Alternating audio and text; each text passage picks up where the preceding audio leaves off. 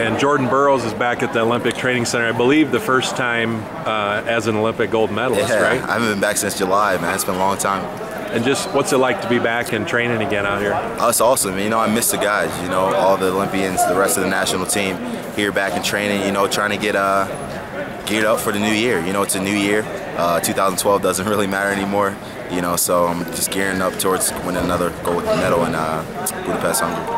And take us through a little bit what you've been up to since London, since the Olympics. I mean, obviously you've been traveling around the country, making a lot of appearances, just doing a lot of different things and helping promote the sport. Yeah, it's been crazy, man. It's been a wild ride. You know, I've done a lot of appearances, clinics, you know, speeches, photo shoots, things like that, you know, but things are finally settled down. I'm back into my training, you know, so kind of led up into December, went home to see my family for Christmas break, you know, got a chance to spend some time with my girlfriend on New Year's Eve, and now back at it, you know, so January 1st I was back in the wrestling room, wrestling hard every day, you know, putting in 6 days a week of training, so I'm back at it, man. And the plan for you is probably World Cup next month? Yes, sir. World Cup's my first competition back, so that's February 21st, 22nd. We actually leave for Belarus and Azerbaijan on February 9th, and then I have Medved on March 1st. So I got 2 tournaments coming up within the next month or two, and just gearing up, man. And going into Iran, Gaddarzi, of course, from there, you beat him in the World and Olympic finals. Yep.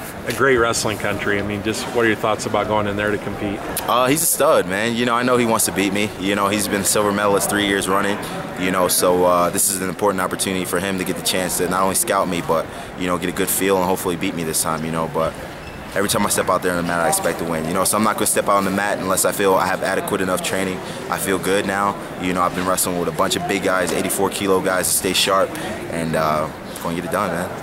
And Max Askren is training with you now. He's training like, what, part of the month in Lincoln? Yeah, so he's 2 weeks out of every month in Lincoln with me. So Max Askren is a great training partner. You know, he has a variety of techniques. He loves the sport. You know, he's a good training partner for me. He does a lot of stuff. He doesn't lift as much, though. When I go to the weight room, he goes to the yoga studio. He's a little bit more flexible than I am, but he's been good for me. It's kind of funny. He was a 197-pounder wrestling, Crazy. Craig Brester, and you were a 41-pounder. Now you guys are training with each other. And now we're training with each other, you know, so he's a stud. He's great for me, you know, and we're kind of rubbing off on each other a little bit. And you wrestled a little bit live with Max today and Trent Paulson. Just, I mean, how'd that go? How'd you feel out there? I felt good. You know, the altitude, and not only the altitude, but just me being generally not as good shape as I was in leading out to the Olympics. You know, it's a little bit tough coming back, you know, but I'm just trying to sharpen up, get my legs in great shape so when I go out there I can attack and move and score multiple times each period. So right now, you know, I'm just getting back into the swing of things. Still been wrestling fairly well. Wrestling actually pretty good for only being back on the mat for 3 weeks, and feeling good. And Jordan, I mean, you reached the pinnacle. I mean, you were an Olympic champ, and then you won a world title as well. How do you kind of get the fire going again and get ready for this season? It's bigger than myself. You know, I wrestle for a lot of people. You know, I wrestle to glorify God. You know, I wrestle for my fans, for my family, my coaching staff. You know, so a lot of people, a lot of Olympians, after they win an Olympic gold medal, they don't want to come back and put it all on the line. You know, but I have nothing to lose and everything to gain. So that's the mindset I come into with every match, and feeling good. You won that $250,000 from Living the Dream, and any big purchases you made, or did you treat yourself a little bit with any of that? I really haven't bought much. You know, I've been kind of living meagerly. You know, I just been living the same way I was before the Olympic Games, gearing up and hopefully winning some more money in the new year, you know. But, you know, you realize once you win the money, it's not even about the money, you know. It's about the glory of being the best and just the recognition from the fans, so it's pretty cool. What's the coolest thing about being an Olympic champ? Coolest thing? I don't know. I would say the amount of people that actually look up to me. You know, I had like 20,000 followers going into the Olympics. Now I have 65. You know, so I have a broad audience. I can on Twitter. Yeah, on Twitter. I have 124,000 subscribers on Facebook. You know, so it's crazy. You know, I have a broad audience. These guys are following my statuses, following my tweets, everything I say, what I do on a daily basis. You know, so it's easy to motivate people when you're successful.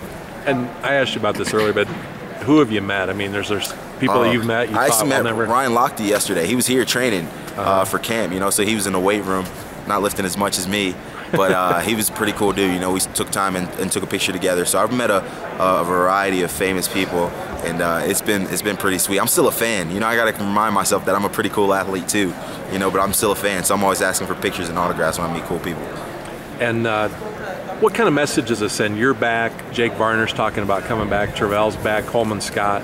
A lot of you guys are going for another cycle. I mean, what does that say, and what kind of message does that give for wrestling? America's back. You know, we're back. You know, we want to take over that #1 spot. We've been second and third place the last 2 years in a row. You know, so we want to go and kind of put ourselves on a pedestal. We've been wrestling hard. We were great in the '90s, great in the '80s, and we feel like we have the team to lead that resurgence. You know, so we had 2 gold medalists last year, first time since I think '96, and we're feeling good, man. We got some good stuff. We got a good team, great chemistry. Looking forward to winning more golds. And what about your weight class? You got, you know, David Taylor, Kyle Dake, Andrew House, some of these young guys that are hungry coming up. I mean, how sharp do you have to be to stay ahead of those guys? You know, those guys keep me sharp. Dake's a stud. You know, he was out there training with us leading up to the Olympics. David Taylor's obviously a stud. And it's good for the fans. You know, it's going to be some good competition come the U.S. Open, you know, but I'm always ready. You know, I'm kind of the veteran. I went from being a rookie 2 years ago to being a veteran now, so I know what it takes to win, know what it takes to train to win, and looking forward to staying on the team and representing as long as I feel like it.